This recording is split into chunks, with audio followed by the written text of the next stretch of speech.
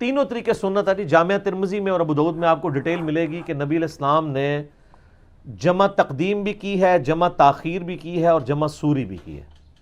نمازوں کو جمع کرنا میرا ایک کلپ آلریڈی ریکارڈڈ ہے.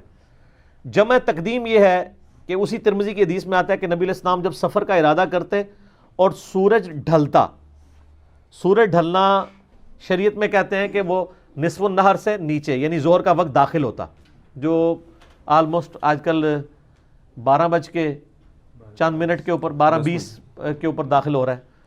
تو وہ اگر تو وہ ظہر کا وقت شروع ہو جاتا تو نبی علیہ السلام گھاری میں ظہر اور عصر کی نماز یعنی اپنے شہر کی مسجد میں پڑھ کے نکلتے. اور ابھی اگر سورج ڈھلا نہ ہوتا یعنی فجر ظہر کا وقت داخل نہ ہوا ہوتا تو آپ علیہ السلام سفر اختیار کرتے, حتیٰ کہ عصر کے وقت میں جا کے قافلہ روکتے, پھر ظہر عصر کو اکٹھا کرتے. ظاہر ہے سفر کے اندر اتنے بڑے قافلے کا پھر پورا وضو کا سسٹم, پھر پورے جانور یہ وہ پورا کرنا مشکل. تو یہ جمع تقدیم ہے یعنی ظہر کے ساتھ عصر پڑھنا. جمع تاخیر یہ ہے کہ عصر کا وقت داخل ہو جائے اور اس وقت ظہر پڑھنا. اور ایک تیسرا ہے جمع سوری. اسی حدیث میں آتا ہے, امام شافعی اور احمد بن حنبل کے کامنٹس بھی امام ترمذی نقل کیے ہیں کہ ظہر اور عصر اس پورے وقت میں یعنی ظہر کا وقت داخل ہونے سے لے کے مغرب تک کسی بھی وقت میں آپ نمازوں کو جمع کر سکتے ہیں مسافر. جمع تقدیم ہو, جمع سوری ہو یا جمع تاخیر ہو. سوری کہتے ہیں ظہر آخری وقت میں پڑھنا اور عصر پہلے وقت میں. یہ سر آج تو حساب رکھا جا سکتا ہے, نبی علیہ السلام کے زمانے میں تو نہیں ہو سکتا تھا کہ جی سر 3:55 پہ جناب عصر شروع ہو رہی ہے. 3:55 تو ہوتے ہی نہیں تھے, وہ تو اندازے سے ہی چلتے تھے نا. تو بالکل یعنی اندازے سے سینٹر میں. تو جمع تقدیم, تاخیر اور سوری تینوں سنت ہے. باقی وہ جو مسلم شریف میں اوپر تلے 10 احادیث ہیں 1633 سے آن ورڈ, اس میں تو عبداللہ بن عباس واضح کہتے ہیں کہ نبی علیہ السلام نے بغیر خوف کے, بغیر بارش کے مدینہ شریف میں یعنی سفر کے بھی بغیر. اس سے یہ بھی پتہ چلا کہ یہ 3 موقع ایسے ہیں جن میں تو آپ علیہ السلام کر لیتے تھے. تو وہ بتانا چاہ رہے ہیں ان تینوں کے بغیر بھی آپ نے ہمیں مدینہ شریف میں ظہر عصر کی نماز جمع کروائی اور مغرب اور عشاء کی. تابعین نے پوچھا کیوں کیا, تو انہوں نے کہا تاکہ امت کے لیے اس معاملے میں آسانی ہو جائے. اور آسانی اسی صورت, بعض لوگ جو ہے نا اس میں ایک طریقے کے اندر وہ ایک تابعی کہتا ہے مجھے لگتا ہے کہ نبی علیہ السلام نے جو ہے وہ مغرب آخری وقت میں پڑھی ہوگی, عشاء اول وقت میں. تو یہ اس کا خیال یہ سر, یہ آپ کا خیال بالکل غلط ہے, کیونکہ یہ تو بہت بڑی مشکل ہے کہ ایک بندہ گھر سے مغرب پڑھنے گیا, آپ اس کو بٹھا لیں 1 گھنٹے کے لیے کہ سر 1 گھنٹہ تے 35 منٹ بعد عشاء دا وقت شروع ہوئے گا تو 1 گھنٹہ 3 منٹ بعد تو میں مغرب پڑھاواں گا. یہ آسانی ہے؟ آپ بھی اپنی عقل استعمال کریں نا. ظہر عصر کو جمع کرنے میں یا تو کوئی حدیث پیش کریں کہ نبی علیہ السلام یہ فرماتے ہوں کہ آج کی ظہر میں اناؤنسمنٹ کرو کہ ظہر کی اذان سن کے کوئی مسجد میں نہ آئے حتیٰ کہ 1.5 گھنٹہ گزر جائے یا 2 گھنٹے, اور عصر کا وقت داخل ہونے والا ہو تو 10 منٹ پہلے آ جاؤ تو میں آپ کو امت کی آسانی کی خاطر جمع کروا دوں گا. تو آسانی یہی ہے کہ ظہر کی اذان ہوئی ہے, لوگ پہنچے, آپ نے ساتھ ظہر عصر کٹھی پڑھا دیے تاکہ امت کے لیے مشقت نہ ہو جائے. یہ جواز ہے. شیعہ نے جو اس کی روٹین بنائی ہے وہ تو شیعہ کی اپنی فقہ کی کتابوں میں لکھا ہوا ہے کہ یہ روٹین بنانا بہتر نہیں ہے. جواد نقوی صاحب ہم گئے تھے تو انہوں نے بھی لادہ پڑھی ہے, وہ تو قائل ہے, ان کا تو کلپ موجود ہے. پاکستان کے دینی مسالک ایک کتاب ہے, ثاقب اکبر صاحب نے وہ لکھی ہے, اس میں تمام مکاتب فکر کے علماء کے انٹرویوز ہیں. جو اسلامی نظریاتی کونسل نے وہ کتاب شائع کی ہے, اس میں تمام علماء کے انٹرویوز کے بعد وہ عقیدے ہیں. ابھی تو آپ وہ عقیدے دیکھتے ہیں نا جو آپ کو بریلویوں کے عقیدے اہل حدیث بتاتے ہیں اور اہل حدیثوں کے عقیدے آپ کو دیوبندی بتاتے ہیں. اس میں ہر مکتبہ فکر نے اپنے عقیدے خود بتائے ہوئے ہیں علماء نے, اور علماء بھی للو پنجو نہیں, جو بڑے ریناؤنڈ علماء ہیں کہ ہمارے یہ عقیدے ہیں. اس میں شیعہ کا جب انٹرویو ان کے علماء کا لیا ہے تو انہوں نے کہا کہ ہمارے نزدیک نمازیں جمع کرنا صرف جواز ہے, ظہر عصر کو اور مغرب اور عشاء کو الگ وقت میں پڑھنا افضل ہے. قرآن پاک میں ہے ان الصلاۃ کانت علی المؤمنین کتابا موقوتا, وقت باندھا ہوا فرض ہے. لیکن وقت باندھا ہوا فرض وہ سورہ بنی اسرائیل میں مینلی تو 3 اوقات آئے ہیں, فجر کا, ظہر عصر کا اور مغرب اور عشاء کا. ان میں بھی ڈویژن احادیث میں بخاری مسلم میں آتا ہے کہ وہ ہے ڈویژن. میں نے مسئلہ نمبر 3 نمازوں کے اوقات کے اوپر 30 نمبر مسئلہ ریکارڈ کروایا. دھوپ گھڑی بنانے کا طریقہ بھی میں نے اس میں بتایا. تو یہ تینوں طریقے سنت ہیں, اور اس میں الفاظ جو ہیں بغیر بارش کے, بغیر خوف کے. اس کا مطلب ہے بارش اور خوف میں تو کر سکتے ہیں, بلکہ بارش اور خوف میں تو آپ گھر میں بھی نماز پڑھ سکتے ہیں. بخاری مسلم میں آتا ہے کہ نبی علیہ السلام, ابن عباس کہتے ہیں جمعے کا دن تھا, اس سے زیادہ کوئی امپورٹنٹ نماز نہیں ہو سکتی, تو آپ نے کہا کہ بارش ہو رہی تھی, آپ نے فرمایا اذان میں کہو صلو فی الرحال, گھروں میں ہی نماز پڑھ لو, جمعہ ہی چھاڑ دو اگر بارش ہے تو جمعہ بھی چھوڑ سکتے ہیں آپ, گھر میں ظہر کی نماز پڑھ سکتے ہیں, نمازوں کو جمع بھی کر سکتے ہیں. بارش کے اندر.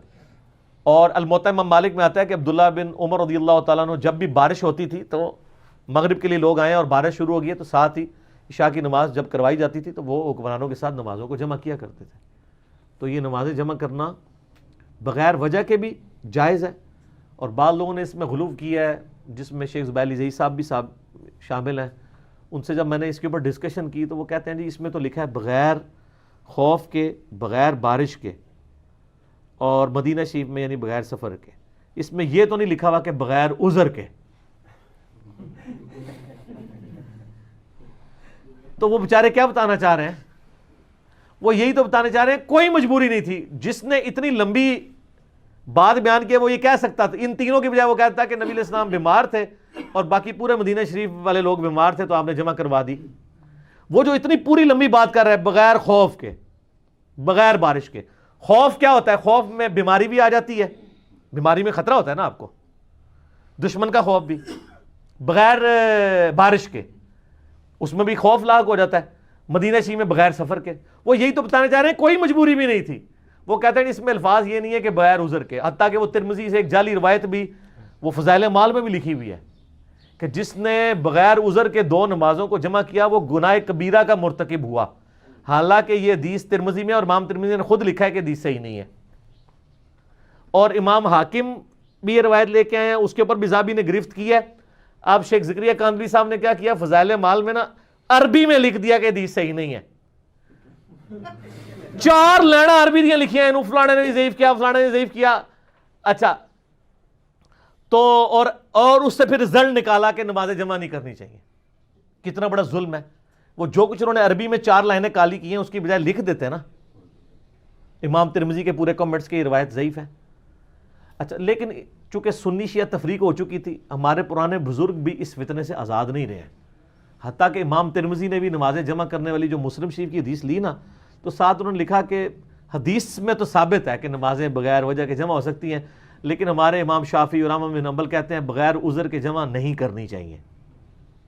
تو میں اسی لیے کہتا ہوں کہ بزرگ پرستی یا تقلید ایک کیفیت ہے جو آج کے بھی کسی انسان پہ طاری ہو سکتی ہے، 8 سے 1200 سال پہلے کے بھی کسی انسان پہ طاری ہو سکتی ہے.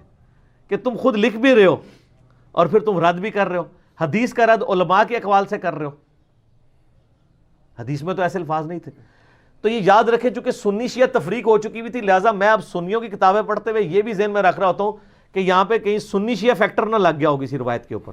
اور وہ پکڑا بھی جاتا ہے سر، وہ کئی جگہ فیکٹر لگے ہوئے ہوتے ہیں اور وہ پکڑے جاتے ہیں. لیکن اللہ کا شکر ہے کہ اہل حدیث مکتبہ فکر میں نے یہ خوبی دیکھی ہے جی کہ وہ امام مسلم کی جو حدیثیں ہیں ان حدیثوں پہ باب بھی باندھا ہے امام نووی نے کہ سفر و حضر دونوں میں نمازیں جمع کرنا جائز ہے.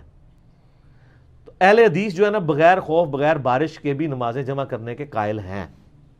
البتہ وہ آپ کو نہیں بتاتے، خود سارے مزے لوٹتے ہیں. آپ کو اس لیے نہیں بتاتے کہ ایران اور سعودی کی ٹسل ہے. اور میں آپ کو ایک اوریجنل لطیفہ سناتا ہوں.